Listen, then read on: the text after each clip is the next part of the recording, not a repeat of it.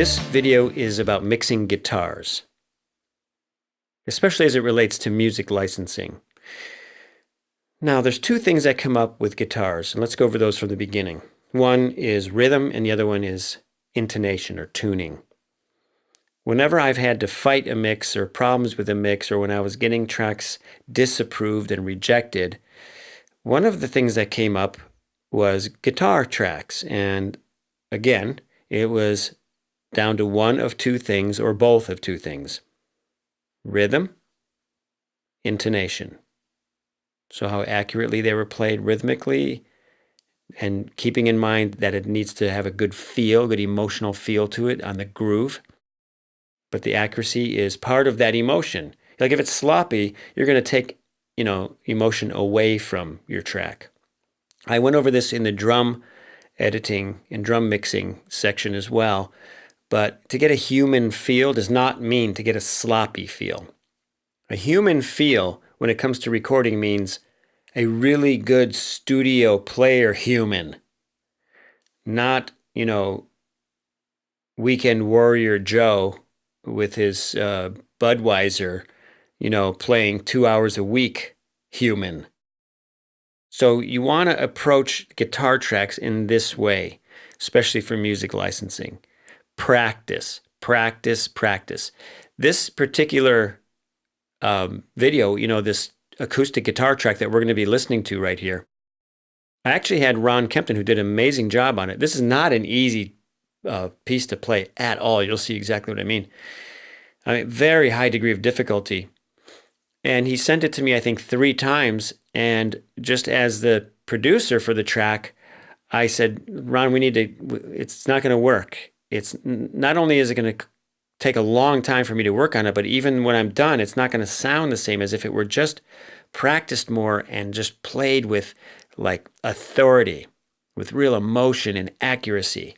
And he worked his butt off. And so this is a key part to mixing that often goes unsaid and unthought of. And that is preparation, practicing. So if you're doing a MIDI thing, fine. That just comes down to the actual, performance and application of that technology. So it sounds good, quantizing it right, working with it. But still, even there's attention to detail. There's work that goes into it.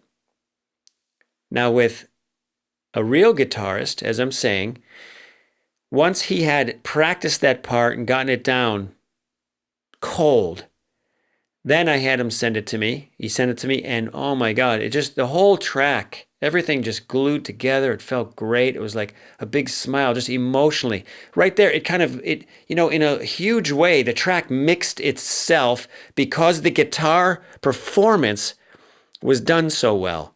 And this has to do with, every track, really. If the performance is done well, it's already mixing itself. So just remember that.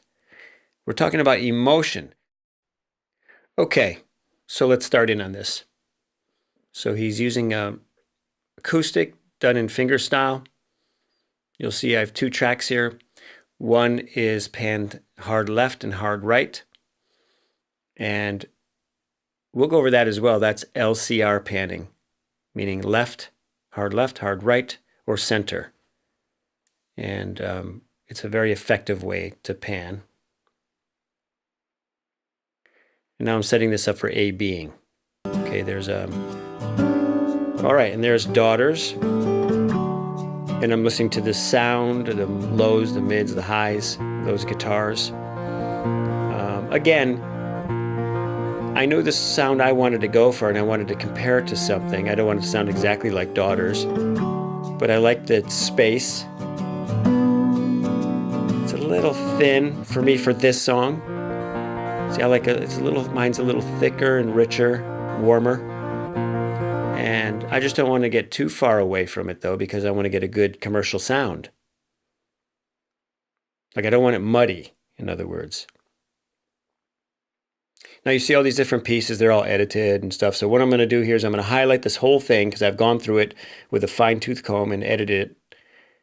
And not that much, actually, you can see, because he did a great job. And now I'm going to bounce it.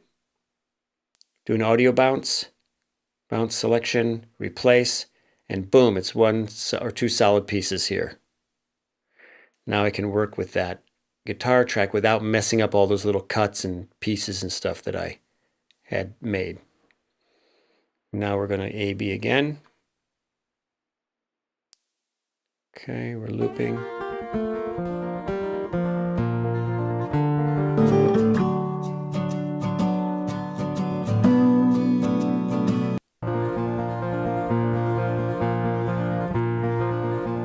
So you notice I made a loop out of the A-B track up there. You know, I kept the vocal out of it and other stuff, so I could just work with it for a while and go over and over and A-B the guitar.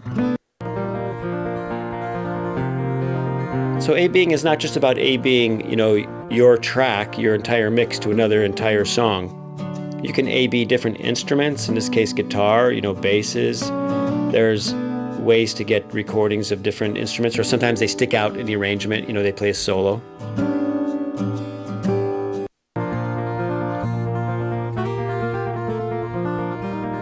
Okay, so here's the EQ that I have on my guitars, and I'm just listening again with the A-B.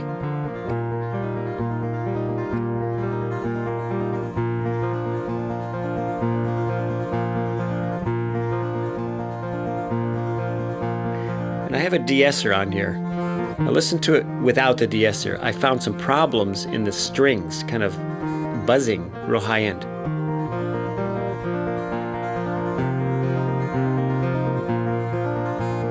You hear that?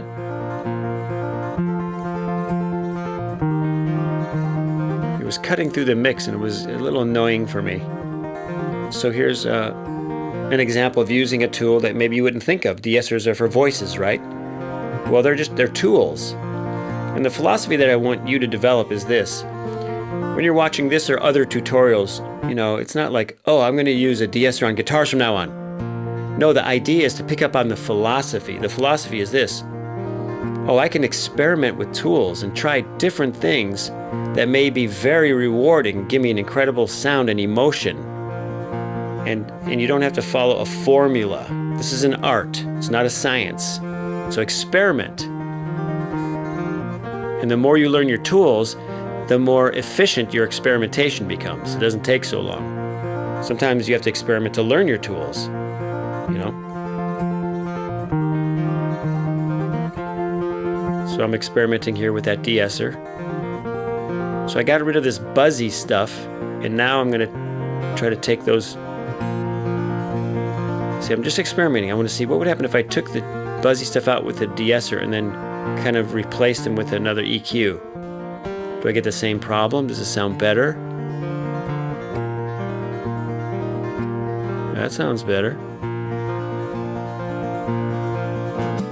Yeah, it's kind of brighter without all that buzz and junk in there.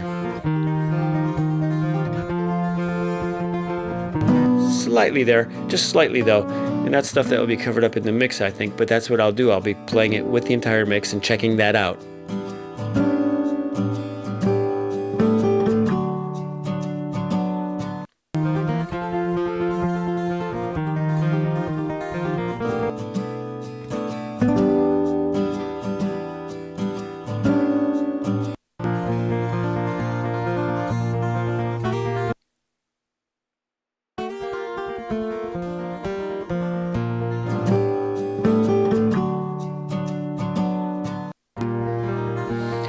And you have to keep in mind, too, that he's playing some different notes and different range on his instrument.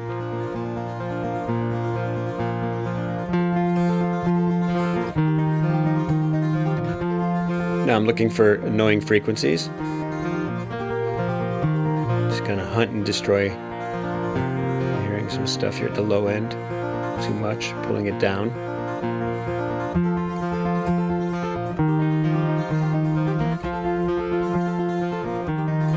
Now down here around 50 hertz. I can just pull that down. I don't want to get mud down there at the low end.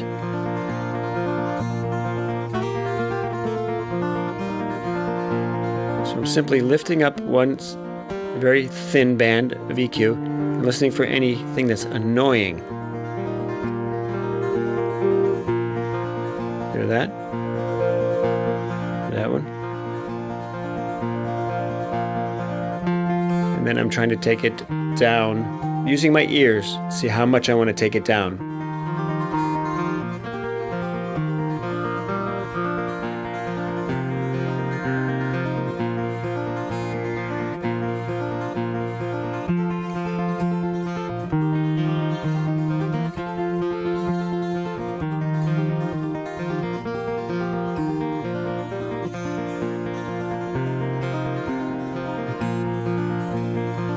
There, I heard some of that rattle there.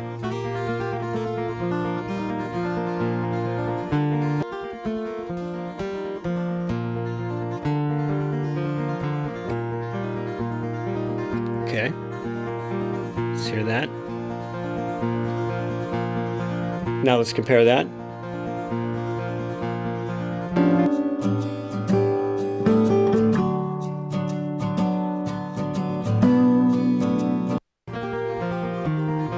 Yeah, not bad for the song. For this song, it's coming along nice. And I would say,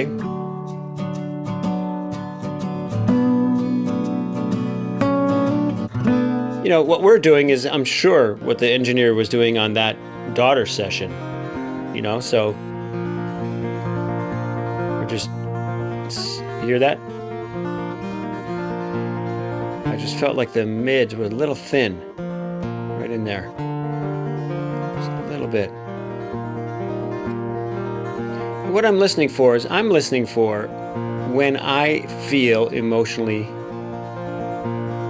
comfortable and it's pleasing. You know, it's not techno. Again, it's not a science. You know, people always want to hear, well, what frequency do you turn down on acoustic guitars, and which ones do you turn up? Oh, well, 47.3 hertz, make sure you turn it down, and 17, you know, pump it up, and then up around 5K, make sure, no, music is an art, and these raw material you're working with are like snowflakes. They're unique. So they have to be treated with care, and you have to listen and feel the emotion. Or make you someone else. All I can tell you is what I see while I'm drinking. So now with that guitar re-EQ'd, I'm listening to the kick drum again. I'm just overall listening to the mix.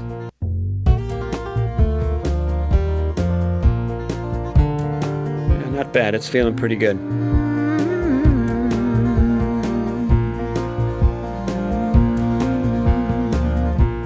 Getting some earlier stuff out of the way, muting it. I can't teach you love's degree or help you find yourself.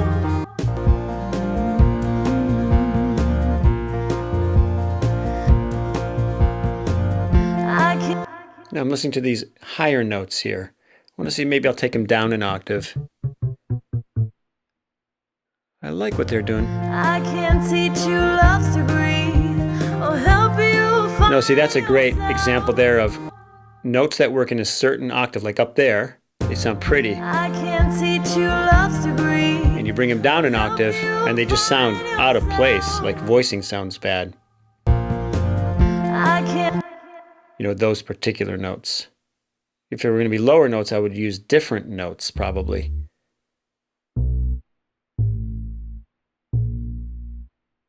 Yeah, right now I'm just kind of humming to myself a little melody for an idea for a bass here, and I'm going to try it out. I can't teach you love's degree.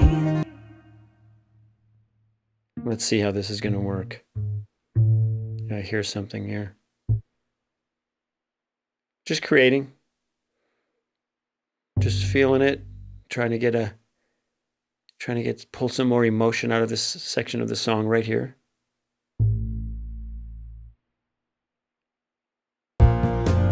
I can't teach you love's degree or help you find yourself. I'm going to take those higher notes out. I can't teach you love's degree or help you find yourself. Okay.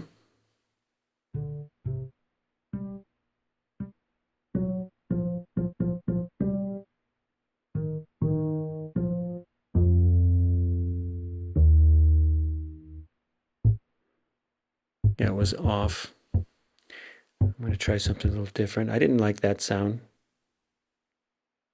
I can't teach you love's degree. I can't teach you love's degree. Interesting. Interesting.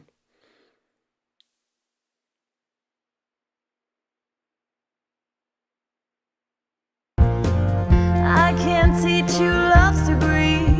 Oh, Fuller sound down in that range. There's this note that I have bending. You see the pitch bend again? And so I'm going to experiment with that. I can't teach you love's degree. Oh, help. I can't. Interesting. Just trying to keep in the flavor of the song and the flow of the song as it's going on, trying different things. I can't teach you love's degree. Going back so I hear the flow.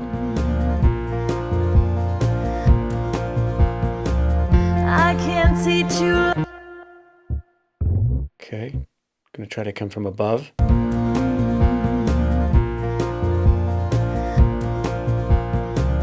I can't teach you love's degree. Listening again. I can't.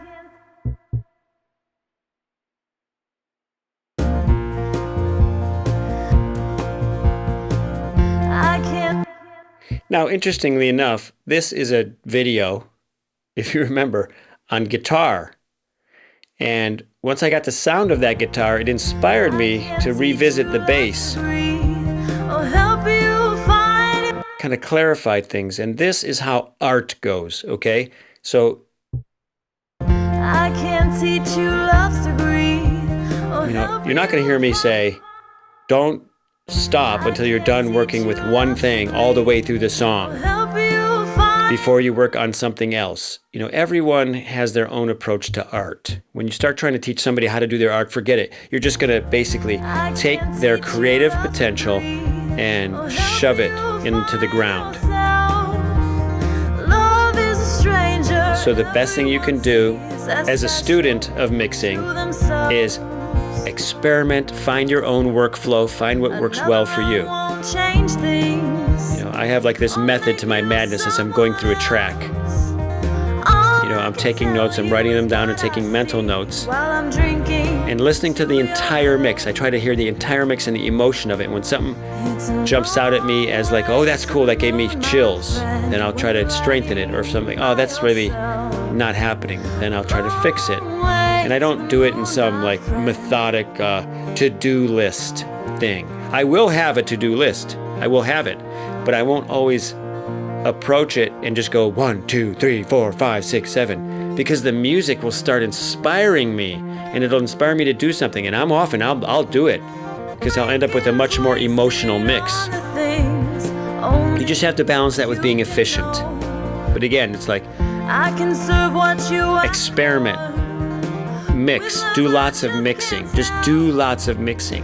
That's how you learn how to mix. And if you can learn your tools, which I'm going to help you with, you know, with this course, and how your tools work, then you'll be more and more efficient, get more and more done faster with good quality. All right.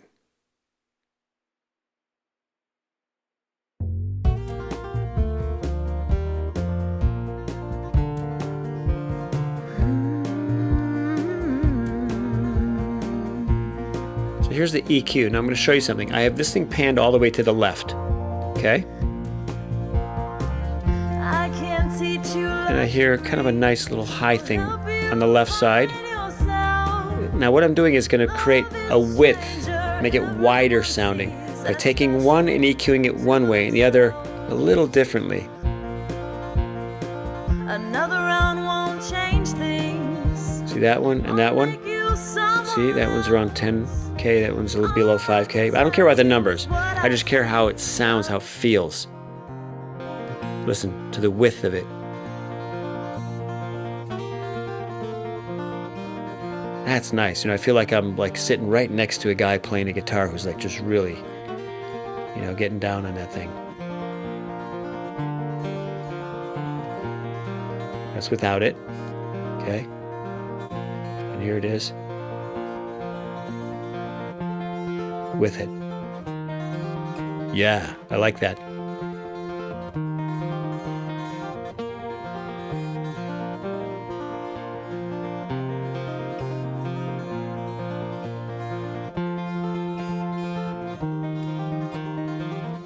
You go, Ron Kempton, with your bad self on that guitar.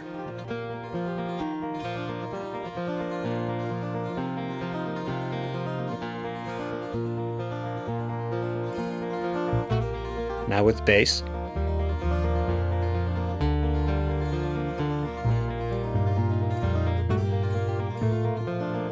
Balancing those out.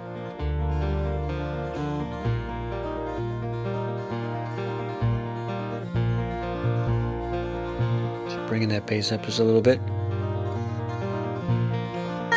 You'll find it on your own. Some know love that's touched with grace, some are left alone. Nice. So I'm focusing on that, basically the guitar and the bass. There's not much more to tell. I'll help you. Yeah, I took the I mean, we haven't really touched vocals yet. Love is You can hear them a little bit overbearing there. as special to themselves. Another round won't change things or make you someone else. Good. So those are key strategic moves that you can take on guitar tracks. And the main thing, again, is approach it like an art, not like a science. Go with your ears, use A-Bing, and when you hear and feel the sweet spot, you feel the chills, or you just smile, or it just feels, positive to you, or it's matching, it may not be positive, it may be a really dark song. But whatever the emotion is of the song, try to get it to communicate through those speakers. All right? Okay.